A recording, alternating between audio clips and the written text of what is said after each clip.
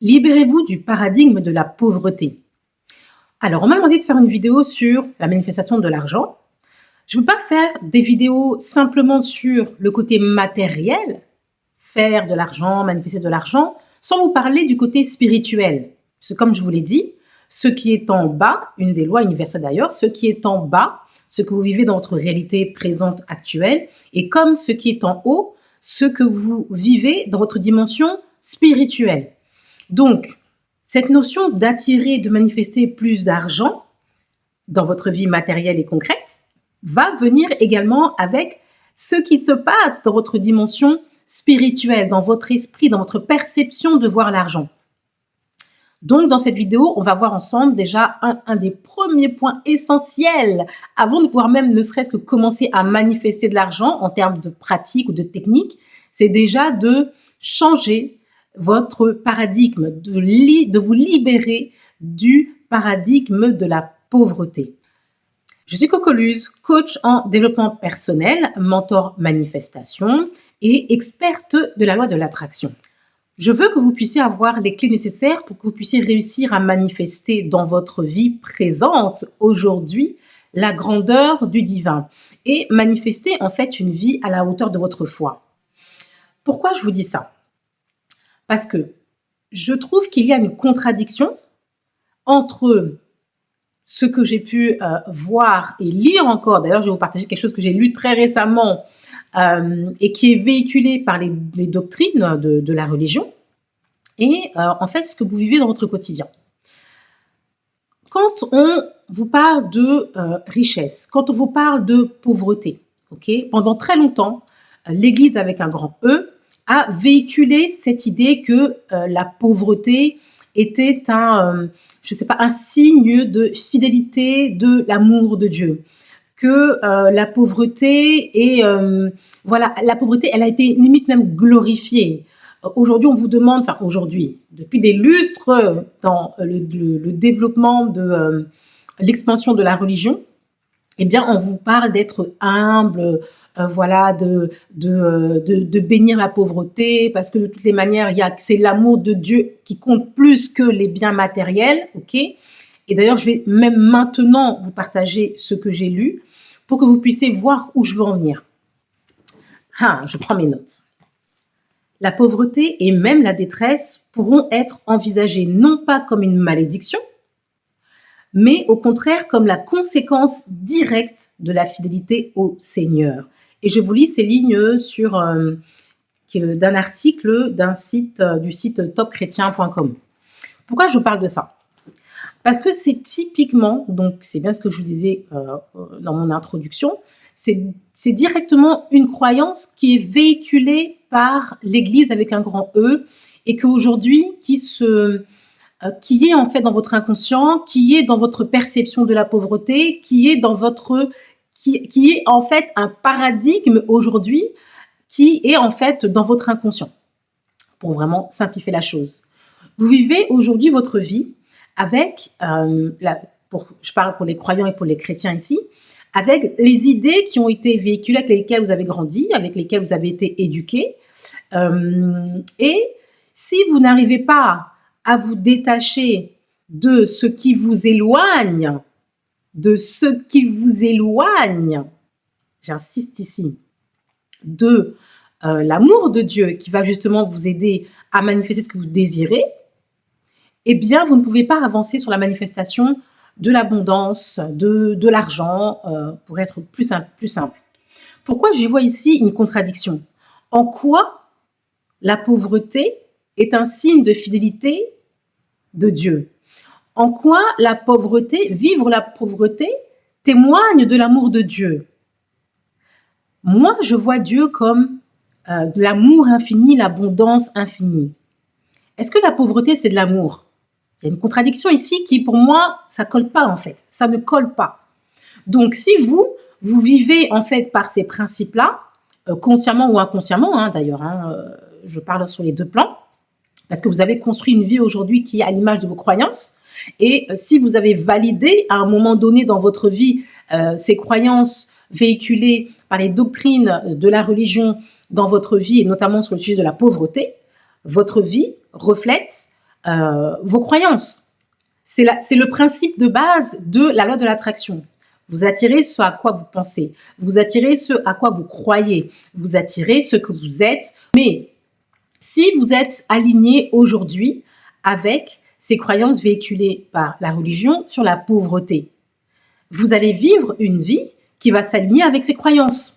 Donc, manifester plus d'argent, manifester de l'abondance, manifester la richesse va devenir pour vous une lutte de chaque jour, de chaque instant. Parce que c'est pas naturel en fait. Vous bataillez chaque jour contre vos propres croyances. Vous avez des croyances qui sont faites, bien polies, bien packagées, bien en place en vous, dans votre subconscient et dans votre façon de vivre, sur la pauvreté, sur l'argent, sur la richesse. Vous voulez aujourd'hui manifester des choses différentes, plus d'argent, plus d'abondance, mais ça ne matche pas en fait avec les croyances que vous avez, que vous véhiculez. Ça ne matche pas. Donc, il faut vraiment que vous arriviez à vous libérer de ce paradigme, vous libérer du paradigme de la pauvreté. Non, je vous le dis, et c'est une croyance que j'ai dû reconstruire, recréer, j'ai dû me rééduquer par rapport à ça, pour pouvoir être en phase avec cette croyance que j'avais et que j'ai de Dieu, qui est que Dieu est amour. Si Dieu est amour, Dieu ne peut pas être pauvreté en fait. Si Dieu est amour, il n'est pas pauvreté, pourquoi moi je dois connaître sa pauvreté? Si Dieu est amour, Dieu est abondance, Dieu est richesse, pourquoi est-ce que vous devez vivre la pauvreté? Je vais vous le dire, je vais répondre à cette question dans quelques instants. Donc, je vais finir avec cette histoire de croyance, de libération de votre croyance, de votre paradigme de la pauvreté. Vous ne pouvez pas véhiculer en vous, et quand je dis véhiculer, c'est que vous vous levez, vous allez dans le monde avec ces croyances. Vous ne pouvez pas être d'accord, valider et être aligné avec le fait que la pauvreté est un signe d'amour de Dieu, est un signe de fidélité à Dieu, que oui, vous vivez dans la pauvreté ou dans le manque ou avec le strict minimum, mais c'est l'amour de Dieu ou votre fidélité à Dieu, dans votre pratique religieuse, dans vos prières, dans le fait d'aller à l'église tous les dimanches, dans le fait de donner la dîme tous les dimanches. C'est votre fidélité qui va compenser ce manque matériel. Vous ne pouvez pas continuer à vivre comme ça en fait si vous voulez manifester plus d'argent. Je ne vous le dis pas pour remplir votre ego, dire voilà, moi j'ai de l'argent, moi je vis comme ci, moi je vis comme ça. Je vous dis ça juste pour vivre en fait le b.a.-ba d'une vie confortable dans ce monde. Nous sommes dans un monde matériel. Vous vivez dans un monde matériel, donc vous ne pouvez pas négliger ce côté-là. Vous ne pouvez pas négliger ce côté-là. Et je vais aller plus loin en fait dans mon raisonnement et dans ma façon de voir le monde et dans la façon de voir la création avec un grand C. Ce monde matériel a été créé par Dieu. Ce monde matériel a été créé par Dieu. Nous vivons dans un monde qui est capitaliste. Vous pouvez trouver tous les défauts de la Terre à cela, mais on est dans un monde matériel. Donc, pourquoi est-ce que vous voulez vous déconnecter de ce monde matériel physiquement en disant voilà, moi je veux pas trop avoir, moi je veux pas avoir trop d'argent parce que sinon c'est pas compatible avec l'amour de Dieu, avec ma fidélité à Dieu, au Seigneur. Mais ça n'a rien à voir en fait. Ça n'a rien à voir. Dieu a créé des choses dans ce monde. On est dans un monde qui est créé par le divin.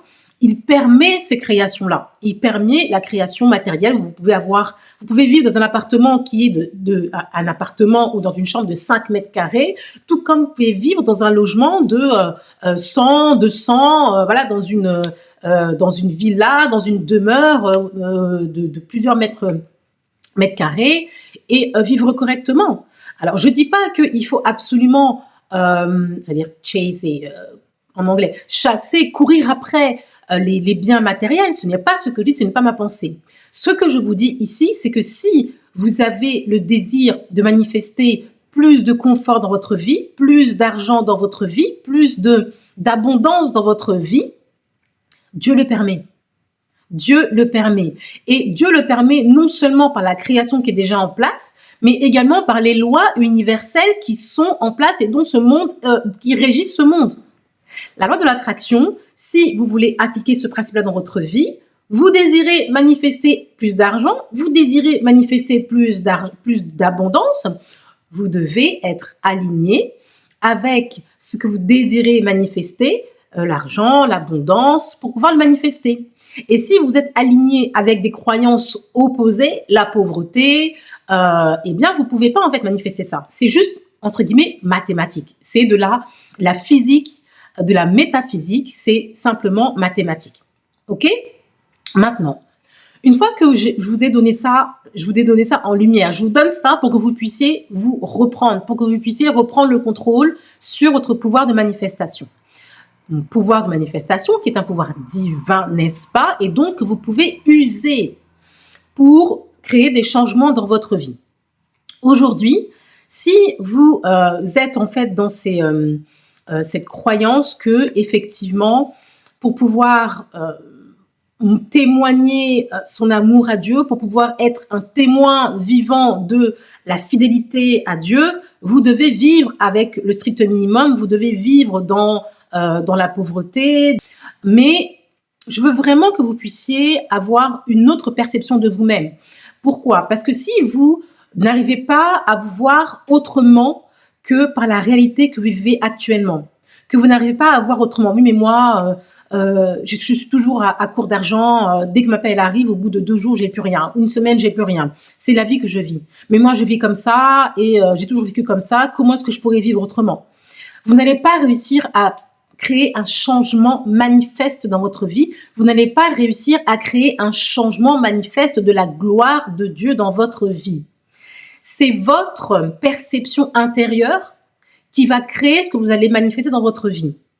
Si vous voulez que Dieu se manifeste dans toute sa gloire dans votre vie, parce que vous vivez financièrement et matériellement, vous devez commencer par intérieurement, dans votre espace intérieur, dans votre dimension spirituelle, créer en fait déjà cette gloire-là matérielle. Créez déjà dans votre espace intérieur, dans votre imagination, en esprit, en parole, en émotion, vous devez déjà en fait être prêt à vivre. Vous devez être prêt déjà à ressentir la gloire de Dieu dans votre vie. Ça, c'est très important. Sans cela, eh bien, vous allez toujours être à court d'argent, à court de moyens, sans cesse. Alors, je vais répondre à la question de pourquoi vous devez vivre la pauvreté si vous êtes dans ce cas-là. Pourquoi la pauvreté existe en fait? Et je ne vais pas juste répondre ça d'un point de vue voilà, sociétal, d'un point de vue de définition du dictionnaire. La pauvreté, c'est un élément parmi tant d'autres qui fait partie de la dualité de ce monde. La dualité de ce monde. Je vous ai dit, le monde est régi par des lois universelles. La pauvreté existe pour que vous puissiez avoir conscience de la richesse. La pauvreté, si on la met sur un bâton, si on prend une frise, on va avoir d'un côté la pauvreté et à l'opposé, on va avoir la richesse, d'accord, l'abondance. Pour pouvoir profiter et apprécier la richesse, il faut avoir connaissance de la pauvreté. Pour pouvoir avoir envie de la richesse, il faut vivre la pauvreté. Donc la pauvreté, c'est un état qui existe pour que vous puissiez faire un choix conscient de ce que vous voulez vivre dans votre vie. Si vous vivez la pauvreté aujourd'hui, quel que soit le degré, d'accord, quelle que soit l'intensité, eh bien, vous avez toujours le choix de créer une vie différente qui va se rapprocher de la richesse. Mais ça va être vraiment déterminé par vos choix à vous. La décision que vous allez prendre aujourd'hui, oui, je ne veux plus vivre dans la pauvreté, ou alors oui, je veux vivre la richesse, je veux vivre l'abondance. Ça doit partir de vous. En même temps que Dieu a créé ce monde, il a créé le libre arbitre. Il a créé un monde dans lequel vous avez un esprit, dans lequel vous avez les ressources intérieures pour pouvoir créer des changements dans votre vie qui vont être alignés à ce que vous désirez vivre vraiment.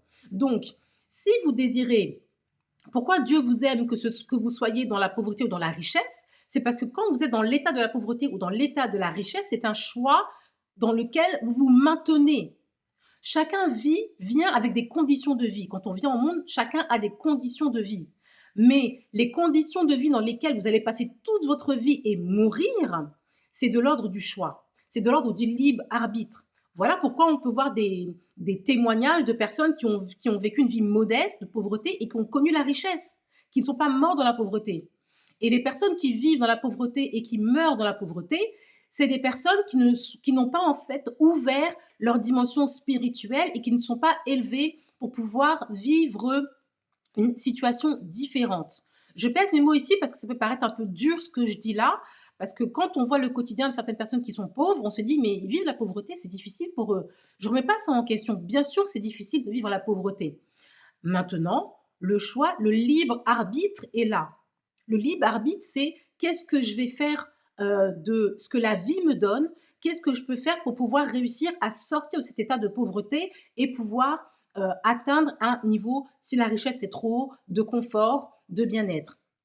Et ça, c'est un choix qui est à la portée de tous dans ce monde. Le champ des possibles, comme on dit, est vraiment ouvert à tous. Et je vous redonne cette responsabilité quand je vous partage ici dans la vidéo, dans ma chaîne et dans mes vidéos des clés, et quand je vous dis que vous devez reprendre votre pouvoir de création, c'est parce que vous avez ce choix, vous avez cette possibilité, vous avez une vie que vous vivez aujourd'hui, et vous avez une multitude d'infinité de vies possibles que vous pourriez vivre si vous changez votre paradigme et si vous changez au pluriel, vos paradigmes. Si vous preniez aujourd'hui la décision de pouvoir transformer votre vie, et ça, vous pouvez le faire en appliquant les éléments que je partage sur cette chaîne.